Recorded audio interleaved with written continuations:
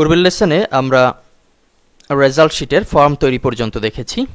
এ পর্যায়ে process file নিয়ে আলোচনা করব। শুরুতেই আপনাদেরকে একবার প্র্যাকটিক্যাল দেখিয়ে নিচ্ছি।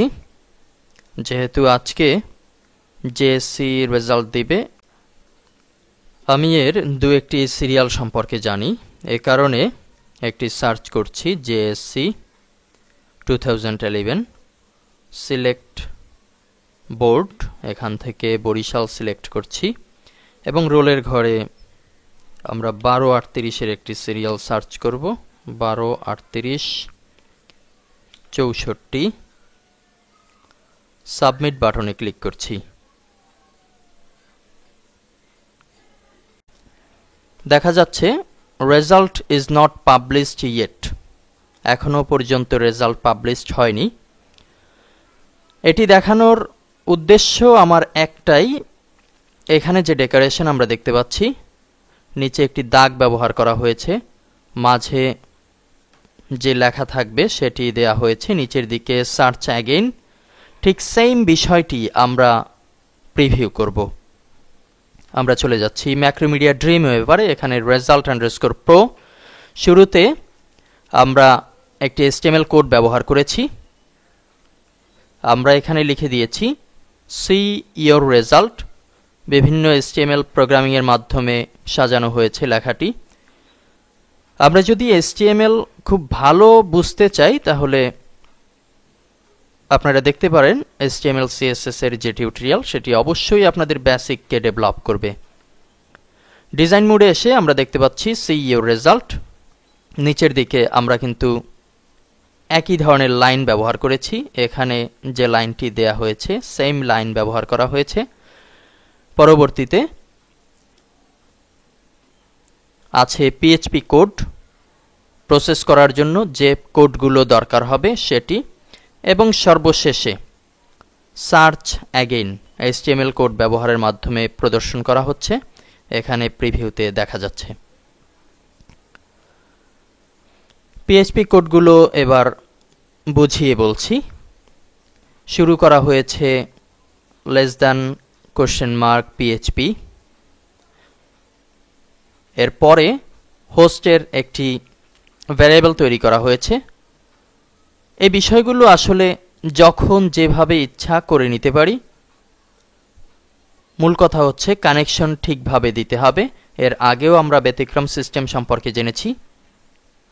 এখানে আমরা করেছি ভ্যারিয়েবল তৈরির মাধ্যমে। Variable host local host, user name root, যেহেতু লোকাল হোস্টে দেখব পাসওয়ার্ড ব্ল্যাঙ্ক, ডাটাবেজ নেম পূর্বেই আমরা দেখেছি, আমাদের ডাটাবেজের নাম হচ্ছে রেজাল্ট এবং টেবিল নেম SSC, এটি এখানে জুড়ে দেয়া হয়েছে।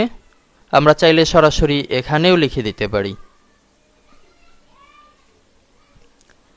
পরবর্তীতে MySQL_select_db ডাটাবেজ সিলেক্ট করা হয়েছে।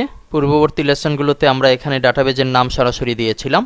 এখানে যেহেতু আমরা উপরে ভ্যারিয়েবল তৈরি করেছি, একই ভ্যারিয়েবলের নাম লিখে দিয়েছি। যদি কানেকশন সমস্যা করে তাহলে can't select db error show করবে।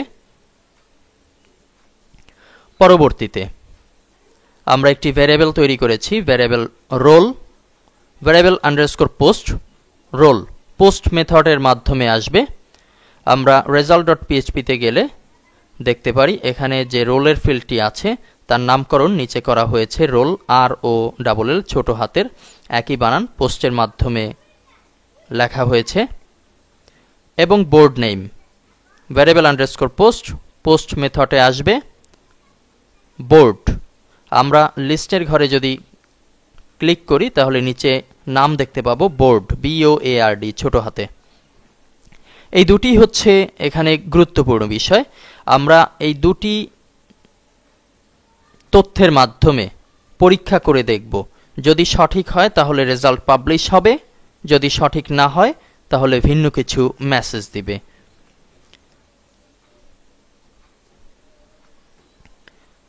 এখানে আমরা কিন্তু একই বিষয় লক্ষ্য করতে পারছি, তবে এখানে তথ্যের সংখ্যা বাড়িয়ে দেয়া হয়েছে। এক্সামিনেশন, ইয়ার, বোর্ড, রোল, চারটি বিষয় যদি সেম থাকে, ঠিক থাকে, তাহলে রেজাল্ট পাবলিশ হবে, নয়তো অন্য কিছু।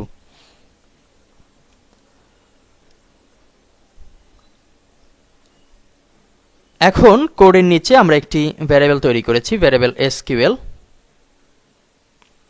এখানে লেখা হয়েছে বরাবরের মতো সিলেক্ট স্টার ফ্রম ফর্ম, সকল ফর্মের ডাটাকে সিলেক্ট করবে। এটি হচ্ছে টেবিল নেম, আমরা সরাসরি লিখে দিতে পারি যেমনিভাবে আগে করা হয়েছিল। হোয়ার, তথ্যের যে স্থান থেকে।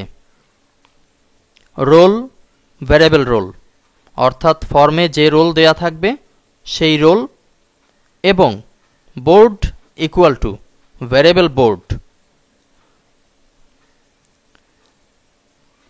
বোর্ডের যে নাম পাওয়া যাবে সেই নাম যদি ঠিক থাকে তাহলে কোয়েরি কার্যকরী হবে, অর্থাৎ ভ্যারিয়েবল রেজাল্ট তৈরি করবে মাইএসকিউএল কোয়েরির মাধ্যমে। উপরের লাইনটি কোয়েরি হবে, একই বিষয়ে একটি লাইন বাড়িয়ে লেখা হয়েছে মাত্র। এখানে হোয়ারের পরে রোল হিসেবে এবং বোর্ড, যে দুটি বানান ব্যবহার করা হয়েছে এগুলো কিন্তু নেওয়া হয়েছে ডাটাবেস থেকে। আমরা দেখতে পাচ্ছি রোল একটি ফিল্ডের নাম এবং আরেকটি হচ্ছে বোর্ড, BOARD।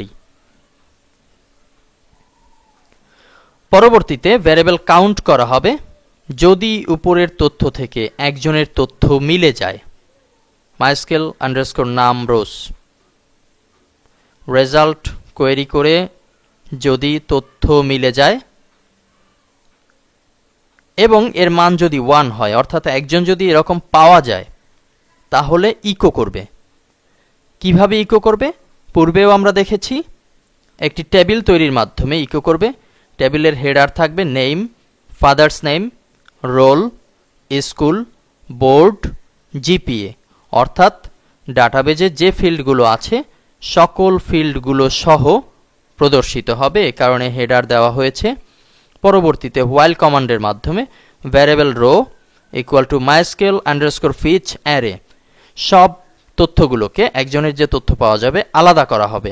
আলাদা করার পরে নেইমের ঘরে তার নাম, নেইমের ঘরে ফাদার্স নেইমের ঘরে ক্যান্ডিডেটের ফাদার্স নেম, রোলের ঘরে রোল, স্কুলের ঘরে স্কুল। পুরো বিষয়টি কিন্তু আগের মতোই।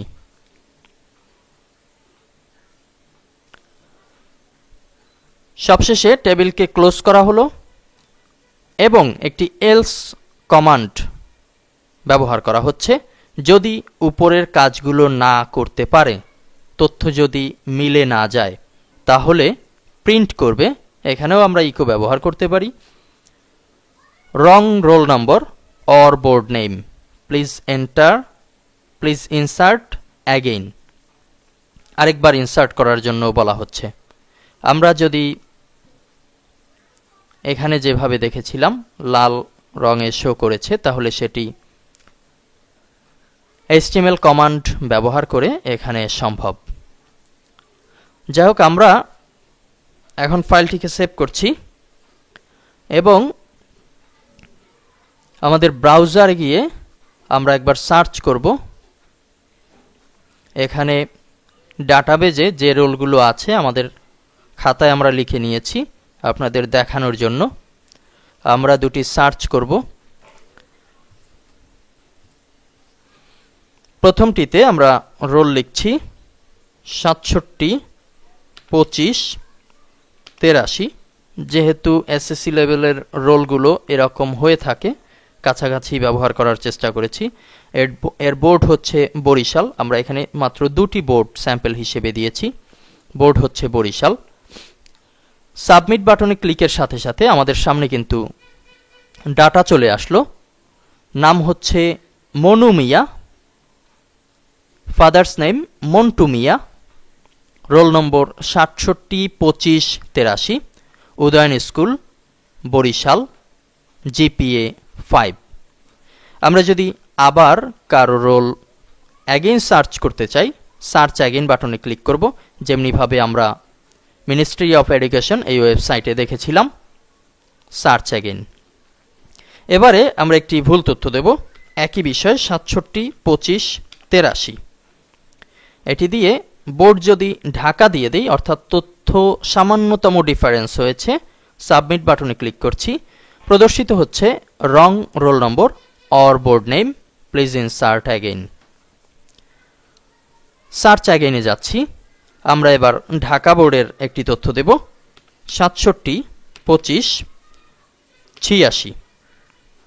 ঢাকা বোর্ড নেম, সাবমিট বাটনে ক্লিক করছি। এখন Mamun Khan, father's name Azhar Khan, roll number ৬৭, ২৫, ৮৬, Uttara model high school, Dhaka, GPA 3.5। খুব সহজেই কিন্তু আমরা বিষয়টি করে নিতে পারছি। আশা করি আপনারা যদি সঠিকভাবে লেসনটি দেখেন এবং প্র্যাকটিস করেন, তাহলে অচিরেই আপনারাও এর চেয়ে সুন্দর মানের রেজাল্ট চেকার তৈরি করতে পারবেন। সামনের লেসনে সহজে রেজাল্ট ইনসার্ট করার পদ্ধতি, অর্থাৎ একজন অ্যাডমিন হিসেবে কিভাবে রেজাল্ট ইনসার্ট করতে পারি সে বিষয়টি দেখব।